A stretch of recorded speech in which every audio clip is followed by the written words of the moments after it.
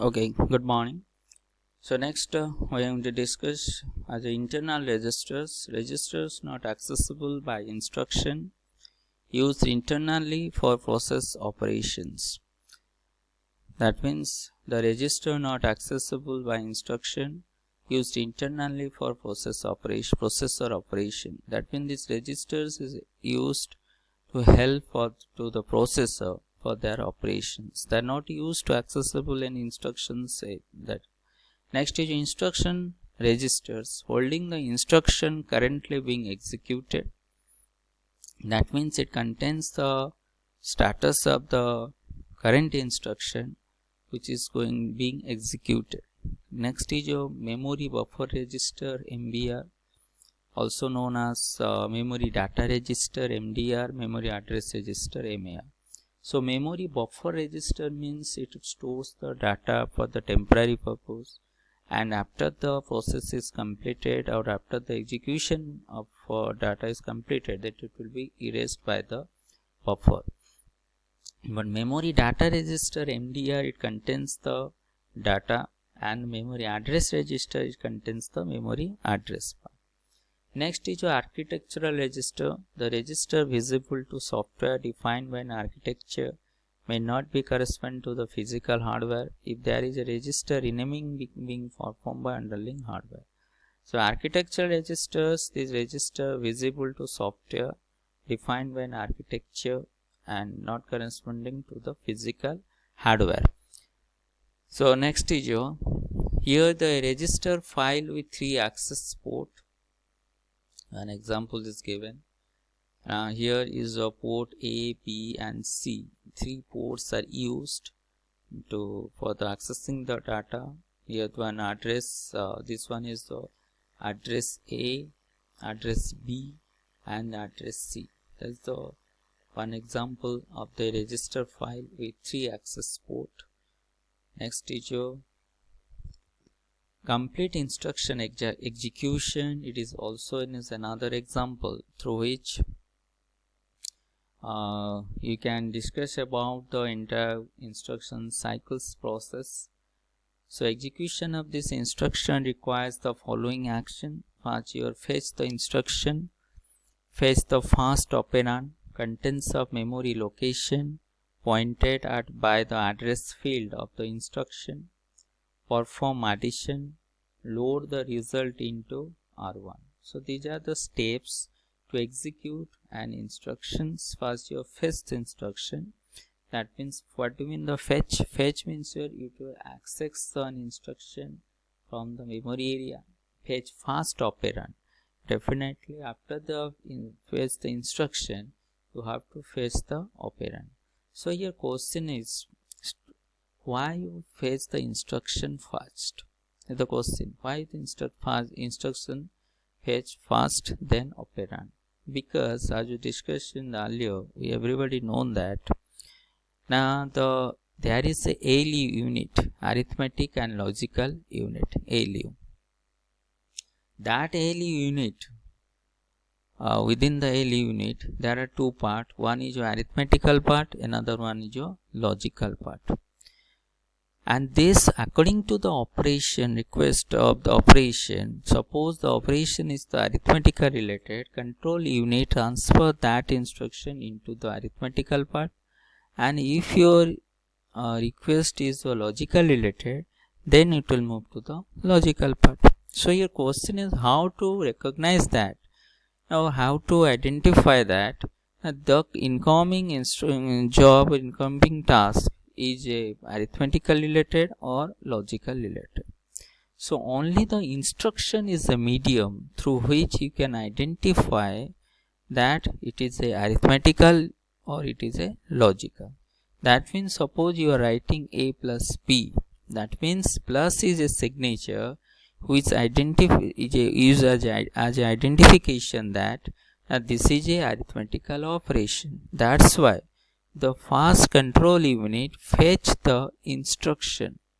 Through using that instruction or signature of the instruction, it decided that this job is which type of, it is arithmetical or logical.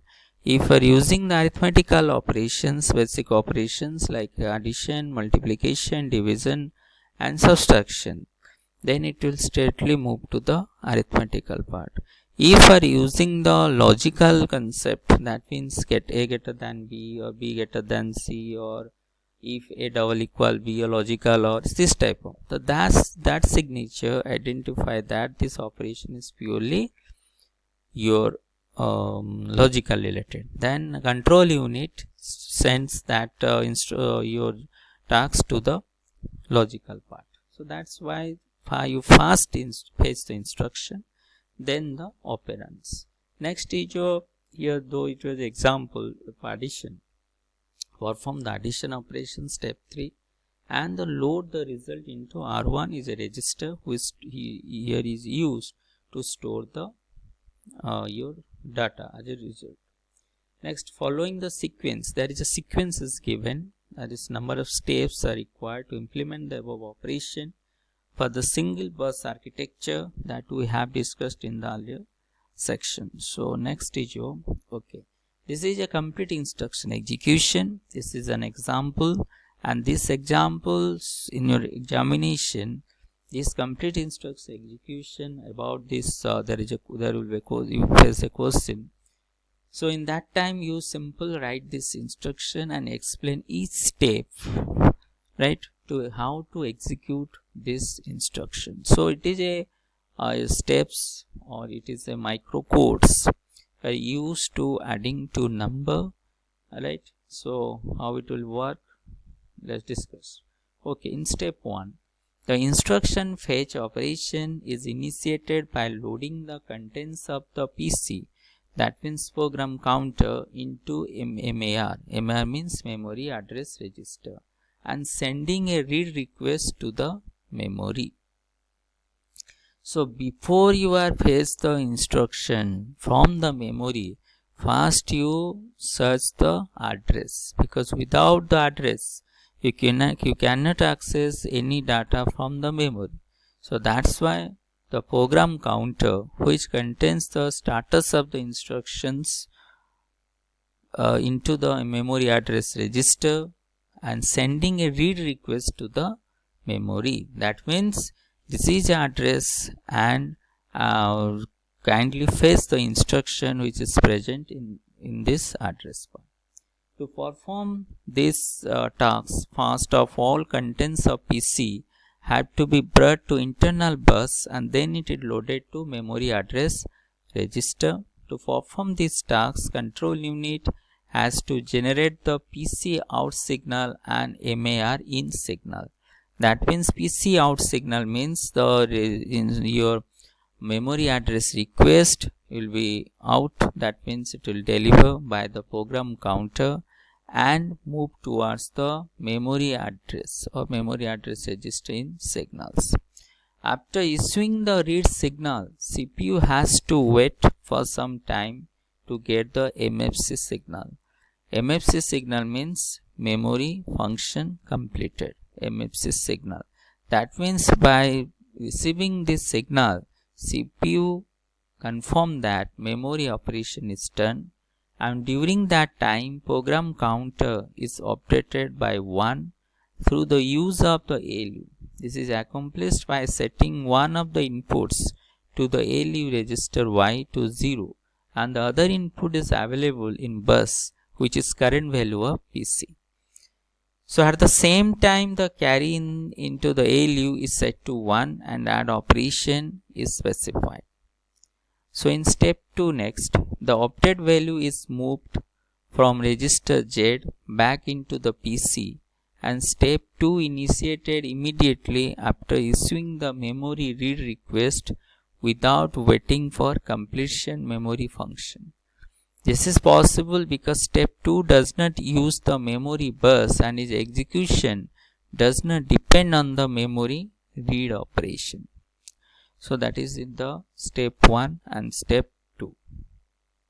So here simple, the update value is moved from register Z back into the PCs.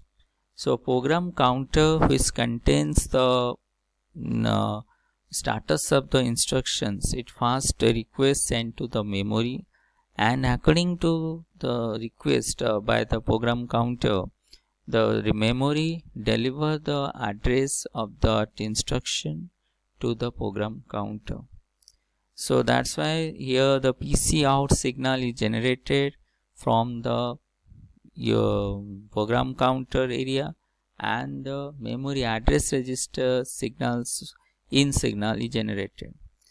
Next, processor still waits to get the MFC signal from the memory, because MFC signals tends to that or indicates that the memory function is now completed.